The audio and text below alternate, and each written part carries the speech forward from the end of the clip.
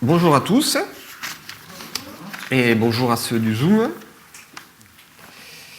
Merci beaucoup pour la louange ce matin, c'était vraiment super. C'est vraiment, j'ai senti la paix du Seigneur. C'était, le Seigneur nous apaise, nous fait du bien. Merci Seigneur. Et je remercie aussi les anciennes de m'accorder la possibilité d'apporter ce message ce matin. Peut-être dans quelques minutes, ils le regretteront, mais bon, on verra. Donc ce matin, je vous propose, on va parler de la vie intérieure de l'Église locale.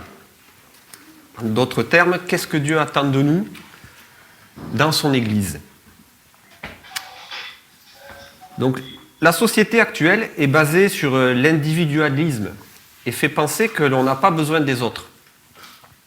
Certains déclarent « je suis croyant non pratiquant » ou « je n'ai pas d'église régulière » ou « c'est pas ma priorité d'assister ou de fréquenter une église ». D'autres ont été aussi déçus ou blessés par l'église à cause de critiques, jugements, divisions, querelles, etc. Et finalement, ils se sentent mieux tout seuls.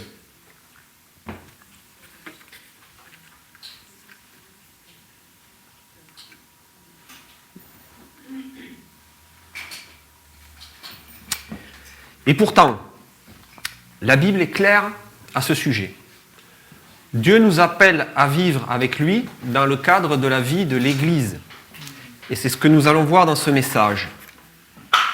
Dieu insiste sur la réunion des enfants de Dieu, de ses enfants, comme lieu de bénédiction. Et Dieu nous a donné l'Église pour nous bénir. Donc nous allons voir ce matin 3 aspects de cette vie intérieure d'Église. L'enseignement, la présence de Dieu, sa présence au sein de l'Église et la communion fraternelle.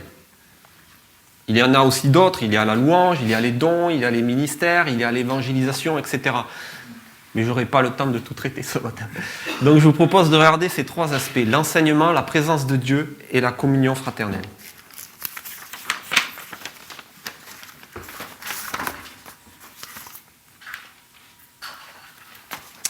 Donc nous allons commencer par le premier, qui nous parle de l'enseignement, et nous allons voir ce que nous dit la parole de Dieu à ce sujet.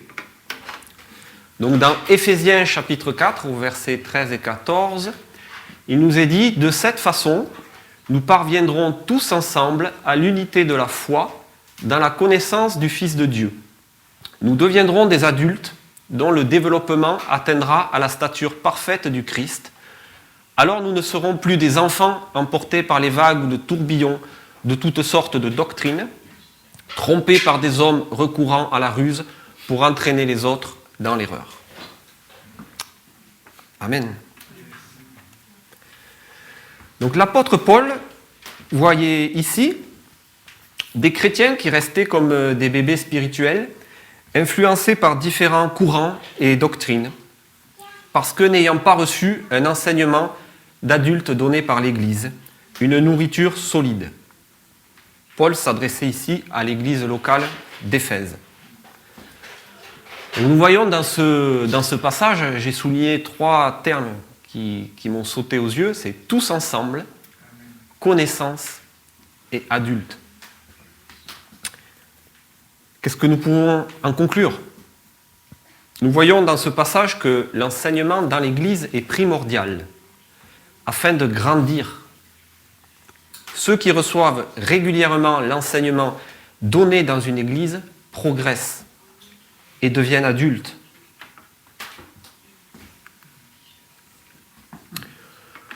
Donc on pourrait dire, je n'ai pas besoin de l'enseignement dans l'église. Après tout, j'ai la Bible, j'ai ma Bible, j'ai la parole de Dieu, et c'est l'essentiel. La parole de Dieu me suffit. Alors bien sûr qu'il faut faire sa lecture personnelle de la Bible, c'est très important de la faire. Mais le point de vue des autres me permet aussi d'enrichir ma connaissance de la parole de Dieu. Peut m'apporter un éclairage que je n'avais pas eu jusqu'alors.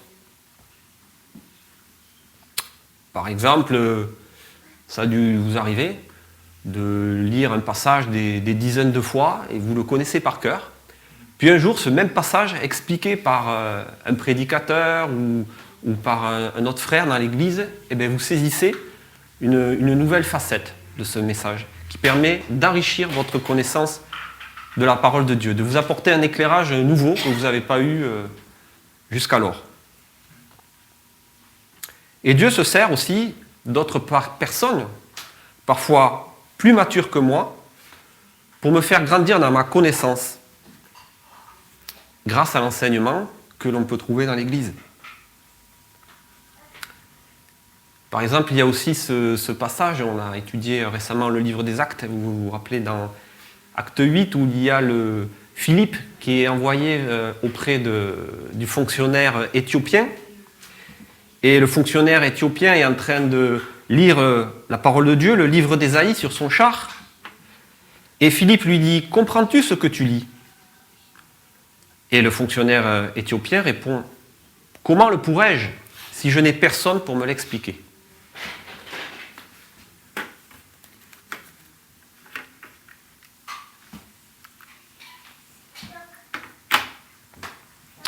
Pour résumer, ma participation régulière aux enseignements dans l'Église, conjuguée à ma lecture quotidienne de la Bible, me permet alors de recevoir la nourriture indispensable à une croissance qui se constate année après année dans l'Église, qui persévère dans l'enseignement. Donc l'enseignement est très important et permet de recevoir l'éducation et l'instruction qui servira donc à grandir dans la foi tous ensemble, comme nous l'avons vu dans la parole de Dieu, à favoriser une croissance spirituelle de l'Assemblée, tout cela afin que nous devenions des chrétiens adultes, mûrs et utiles.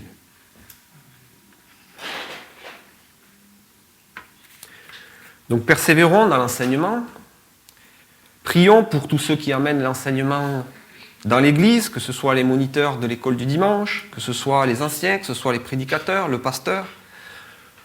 Prions pour qu'ils soient guidés par le Saint-Esprit et remplis par le Saint-Esprit, afin que nous puissions croître et recevoir une nourriture solide.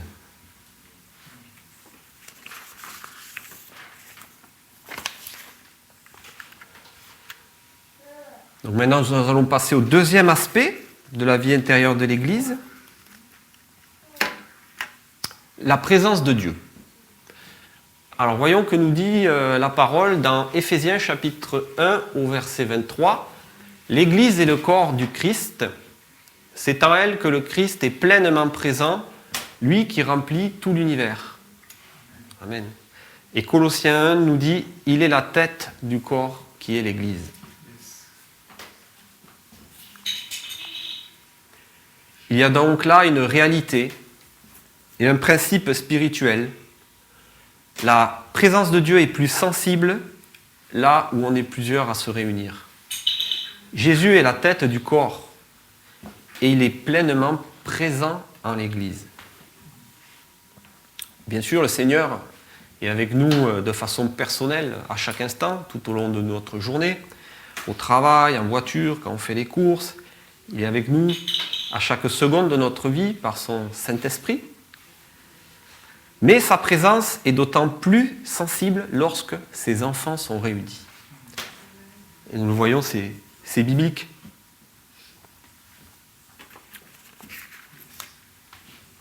Mais il y a une condition à cela, et nous allons la voir dans Matthieu chapitre 18, versets 19 et 20. Je vous déclare aussi que si 2 d'entre vous sur la terre s'accordent pour demander quoi que ce soit dans la prière, mon Père qui est dans les cieux le leur donnera. Car là où 2 ou 3 s'assemblent à mon nom, je suis au milieu d'eux. Amen. J'aime beaucoup ce verset. Là où 2 ou 3 s'assemblent à mon nom, je suis au milieu d'eux. Donc la condition de cette présence, on le voit ici, c'est de s'accorder en son nom. C'est d'être en communion les uns avec les autres. Donc il ne suffit pas juste de se réunir, d'être assis les uns à côté des autres à un même lieu pour que le Seigneur soit au milieu de nous, mais il faut vraiment s'accorder en son nom, être en communion les uns les autres.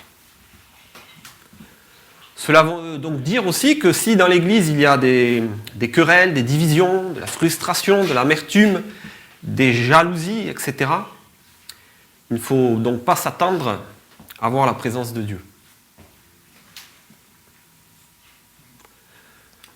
Donc persévérons tous ensemble, afin que nous soyons en communion les uns avec les autres dans le nom du Seigneur Jésus-Christ, d'un même cœur et d'un même esprit. Pourquoi se priver de cette bénédiction? La présence du Seigneur Jésus parmi nous. Waouh, c'est un cadeau extraordinaire, magnifique. Donc persévérons. Continuons à prier pour rechercher sa présence au sein de l'Église. Préparons-nous aussi à le voir. Préparons-nous aussi à le recevoir si nous continuons à persévérer dans ce sens-là, à nous accorder les uns les autres pour le chercher. Amen. C'est un beau défi.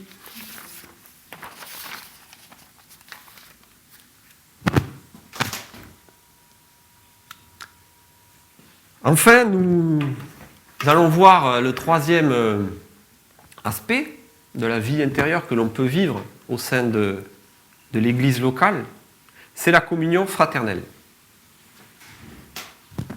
Le psaume 133 nous dit « Ah, qu'il est bon, qu'il est agréable pour des frères d'être ensemble. C'est comme le parfum de l'huile précieuse versée sur la tête du grand prêtre Aaron. » En tant que chrétien, ou si ce n'est dans l'Église, je vais trouver un endroit où des personnes qui peuvent me comprendre, qui partagent la même foi que moi et qui sont animées du même esprit. Ce n'est pas dans le monde que je vais pouvoir trouver quelqu'un qui me comprenne en tant que chrétien.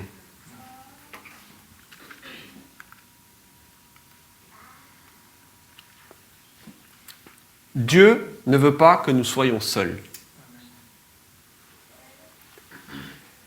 L'Église qui pratique la communion fraternelle, c'est un peu, j'imagine ça un peu comme une oasis en plein désert. Voilà, vous voyez, dans le désert il fait chaud, on n'en peut plus, et là, une oasis où on trouve des arbres, une source d'eau, on peut se rafraîchir. Waouh, c'est merveilleux. C'est un peu un avant-goût du paradis. Alors dehors, le monde, je n'ai pas besoin de le dire, il est dur, il est brutal, il est violent. Et nous, en tant que chrétiens, on n'est pas des surhommes. On n'est pas super chrétiens. Donc on a besoin les uns des autres pour se ressourcer, se régénérer. Et quoi de mieux que la communion fraternelle, où on peut trouver le réconfort, l'encouragement, l'amour, le soutien nécessaire pour persévérer chacun dans la foi.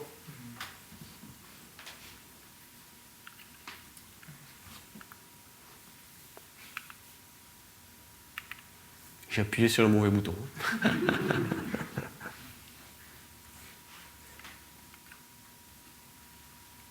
Voilà. D'ailleurs, la parole ne cesse de nous exhorter dans ce sens. Dans le Nouveau Testament, il y a plus de 40 fois la formule « les uns les autres » ou « les uns pour les autres ». Aimez-vous, accueillez-vous, exhortez-vous, aidez-vous, encouragez-vous, supportez-vous, pardonnez-vous, consolez-vous, confessez vos péchés les uns les autres, veillez les uns sur les autres, etc. Donc la parole de Dieu met vraiment l'accent sur la communion fraternelle et nous enseigne que c'est vraiment quelque chose d'extrêmement important pour le Seigneur. L'Église est donc un endroit propice où je peux m'exercer à la communion fraternelle, développer des relations de confiance, où je peux approfondir ma foi avec mes frères et mes sœurs. Alors bien sûr, vous allez me dire, tout n'est pas rose, hein, bien sûr, hein, comme dans toute famille, il y a des disputes et il y a des querelles. Peut-être vous allez dire, c'est difficile de vivre avec ce frère Michael. Il n'est pas facile tous les jours. Hein. Seigneur, donne-moi de la patience. Oui, c'est peut-être parfois difficile aussi la communion fraternelle, mais comme nous dit la parole, elle nous encourage.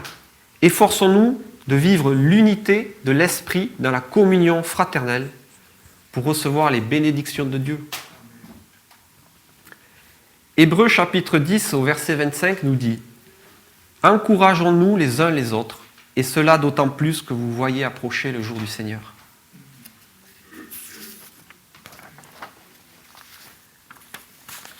Donc mes frères et sœurs, persévérons dans la communion fraternelle.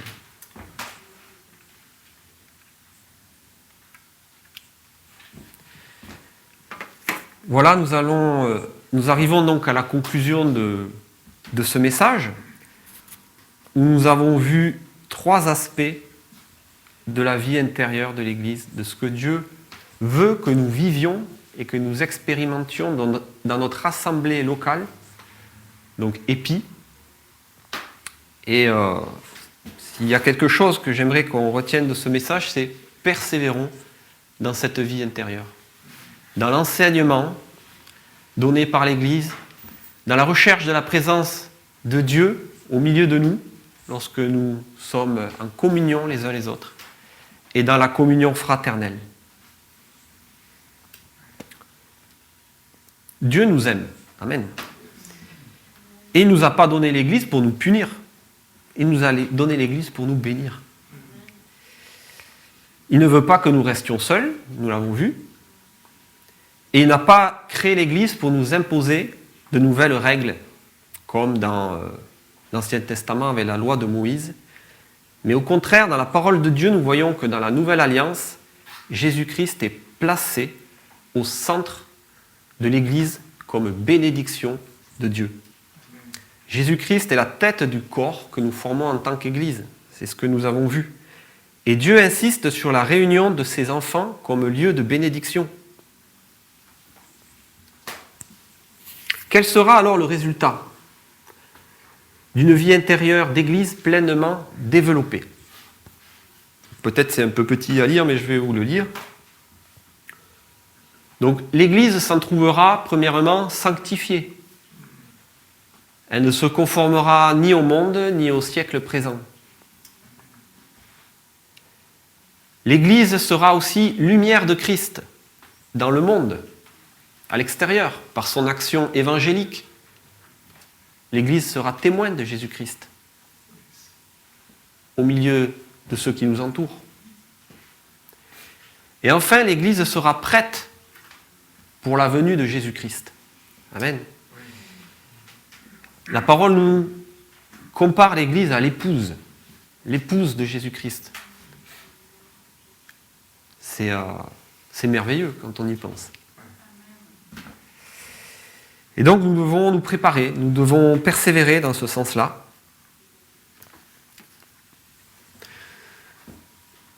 Donc moi personnellement, en tant que membre du corps de Christ, en tant que membre de mon église locale, de mon assemblée, qu'est-ce que je peux faire pour développer donc cette vie intérieure d'église à travers l'enseignement, la présence, rechercher la présence de Dieu et la communion fraternelle? Donc peut-être je vais vous laisser avec quelques questions, à chacun d'y réfléchir. Que puis-je personnellement réviser dans ma conception de l'église locale? Qu'est-ce que je peux réviser peut-être dans mes habitudes? Ou peut-être dans quel état d'esprit je suis quand je vais à l'église? Est-ce que pour moi c'est un fardeau? C'est un devoir, une habitude que je fais d'aller à l'église? Ou alors au contraire, est-ce que c'est une joie? Une joie de venir recevoir l'enseignement de la parole de Dieu, une joie de rencontrer le Seigneur qui est présent au milieu de nous, une joie de partager la communion fraternelle avec mes frères et sœurs. Alors je me prêche à moi-même. Des fois, c'est difficile, on fait des efforts. Mais peut-être préparons-nous, on peut aussi se préparer peut-être à venir à l'église le dimanche matin. Je sais qu'avant le culte, il y a une réunion de prière à côté. qui prient pour les personnes qui prient pour le culte le dimanche matin, et je trouve que c'est super, c'est génial. C'est génial. Et peut-être dans notre cœur, nous aussi, quand on va venir le dimanche matin à l'église, peut-être on peut se préparer à recevoir les bénédictions du Seigneur.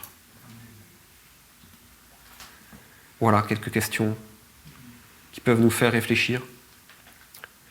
Alors bien sûr, comme nous l'avons vu, l'Église n'est pas parfaite, mais il y a d'immenses bénédictions dans la vie de l'Église. Nous l'avons vu au travers de la parole de Dieu, donc continuons à progresser dans ce sens-là.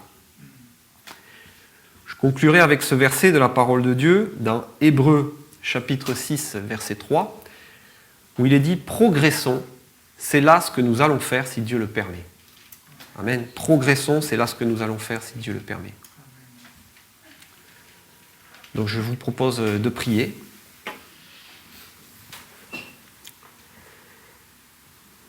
Seigneur mon Dieu, je te remercie pour l'église locale de Épi, cette église que tu nous as donnée. Je te prie pour que chacun de mes frères et sœurs, que chaque personne qui participe à cette église puisse trouver sa place, Seigneur, au sein du corps.